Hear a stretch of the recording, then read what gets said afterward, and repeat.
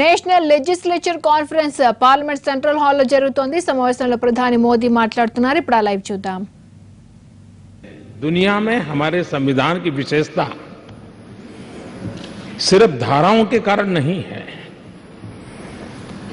अधिकारों के कारण नहीं है, कार्य के बंटवारे के कारण नहीं है, लेकिन देश में सदियों से जो बुराइयां घर कर गई थी उससे मुक्ति दिलाने का एक जद्दोजहद में से, एक मंथन में से जो अमृत निकला वो हमारे संविधान के अंदर शब्द रूपी उसने स्थान पाया है. और वो बात थी सामाजिक न्याय की. अब ज्यादातर हम सामाजिक न्याय की चर्चा करते हैं तो समाज की अवस्था तक ही सीमित रहते हैं. आवश्यक भी है, लेकिन कभी कभी ऐसा भी लगता है कि सामाजिक न्याय का एक और दायरा भी है. कोई मुझे बताएं कि एक घर में बिजली है, बगल वाले घर में बिजली नहीं है, क्या सामाजिक न्याय ये हक हम पे जिम्मेवारी नहीं बनाता है कि उसके घर में भी बिजली होनी चाहिए? एक गांव में बिजली है लेकिन बगल वाले गांव में बिजली नहीं है. क्या सामाजिक न्याय का वो संदेश नहीं है कि अगर इस गांव में बिजली है तो उस गांव में भी होनी चाहिए?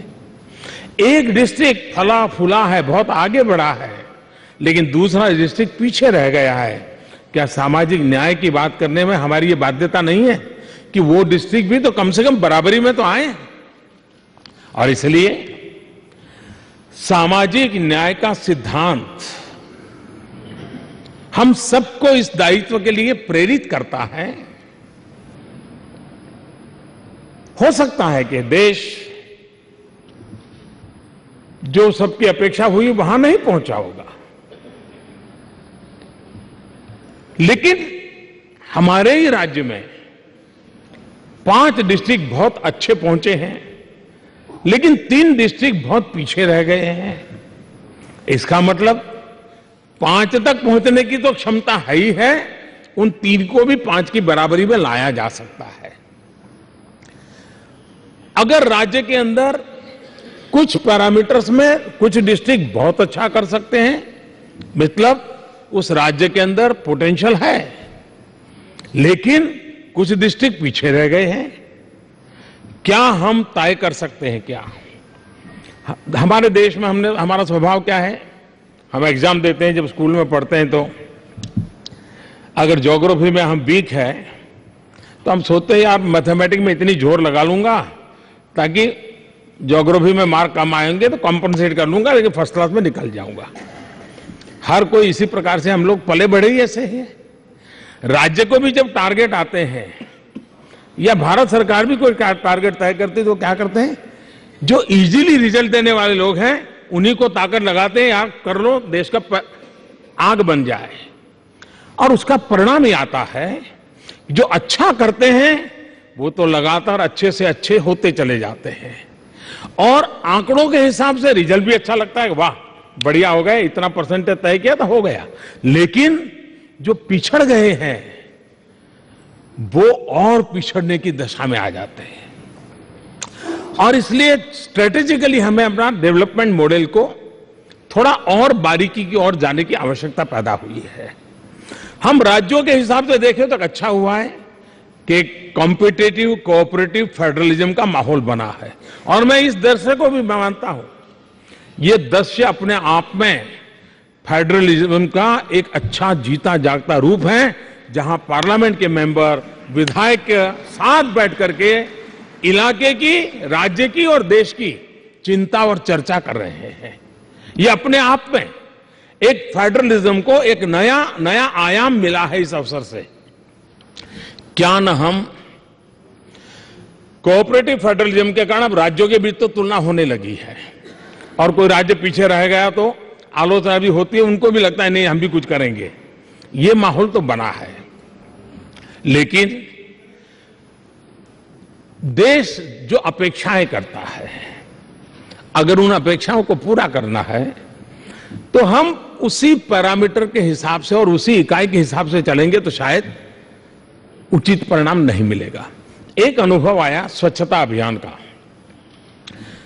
स्वच्छता का जब रैंकिंग शुरू हुआ, नगर नगर के बीच हुआ, महानगर महानगर के बीच होने लगा, तो एक स्पर्धा पैदा हुई और एक अगर नगर पीछे रह गया तो गांव के लोग ही आवाज उठाने लगे कि भाई क्या कारण है, वो नगर तो आगे बढ़ गया, हम क्यों गंदे रह गए। उसमें से आंदोलन खड़ा हुआ, एक कंपटीशन पैदा हुई है। जब इस विषय को देखा तो भाई आखिर के देश में जो कुछ तो बहुत अच्छी प्रगति कर रहे हैं, फिर भी देश आगे क्यों नहीं बढ़ रहा है, स्थितियां बदल क्यों।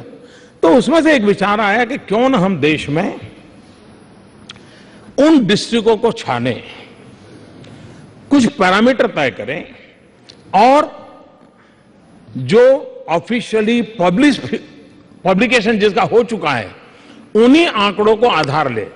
कुछ आंकड़े 2011 के मानदंड पर है, उसके बाद के सर्वे नहीं है, लेकिन जो भी अब उपलब्ध है 48 अलग अलग पैरामीटर निकाले और उसमें से देखा कि भाई इन 48 पैरामीटर्स में पीछे हैं वैसे डिस्ट्रिक्ट कौन से हैं। और अनुभव आया कि जो 5-10 पैरामीटर में पीछे हैं, ज्यादातर वो सब पैरामीटर में पीछे हैं। होता क्या है, राज्य में भी 10 डिस्ट्रिक्ट बहुत मेहनत करके आगे बढ़ रहे हैं, लेकिन 5 डिस्ट्रिक्ट पीछे हैं तो वो उसको पूल करते हैं, आगे गए हुए को भी पीछे खींचने का काम करते हैं। सब डिस्ट्रिक्ट पुश करें, ये व्यूहात्मक दृष्टि से बहुत आवश्यक है। और उसी में से विचार आया कि एक निश्चित पैरामीटर के साथ आइडेंटिफाई करें कि कौन डिस्ट्रिक्ट है जहां काम करने की विशेष ध्यान देने की आवश्यकता है। करीब साल भर से इसके लिए होमवर्क चला, अलग अलग स्तर पर चर्चाएं हुई, मीटिंगें हुई, आइडेंटिफिकेशन हो गया। बाद में उन 115 डिस्ट्रिक्ट जो डीएम है, कलेक्टर है, डिस्ट्रिक्ट मजिस्ट्रेट कहते हैं कहीं कहीं, उनको यहां बुलाया गया, उनका 2 दिन का वर्कशॉप किया गया कि भाई समस्या कहां है। अब ऐसे राजनीति जैसा स्वभाव है हम लोगों का, उसमें आप और मैं कोई अलग नहीं है, हम सब एक ही है। हम लोगों का स्वभाव क्या बना हुआ है, अच्छा ठीक है बजट बताओ, पैसे कहां हैं।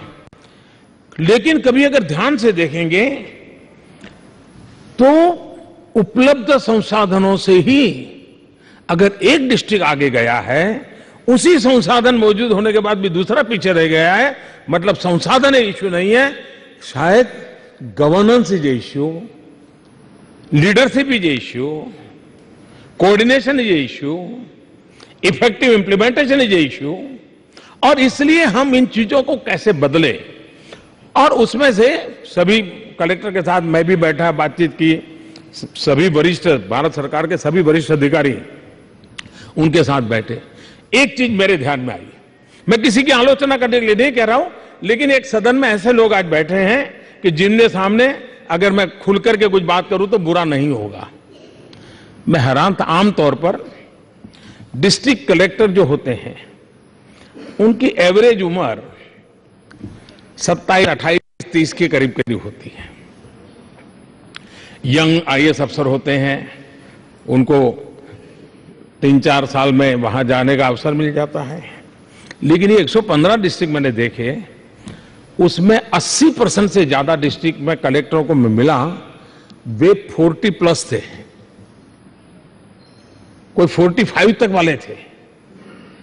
अब मुझे बताइए 40-45 की उम्र का अफसर उस डिस्ट्रिक्ट में है, वो अब बच्चे बड़े हुए हैं, उसके एडमिशन की चिंता कर रहा है, बड़े शहर में काम मिल जाए उसका दिमाग में रहता है, बच्चों की पढ़ाई का कुछ हो जाए उसके दिमाग में वही रहता है।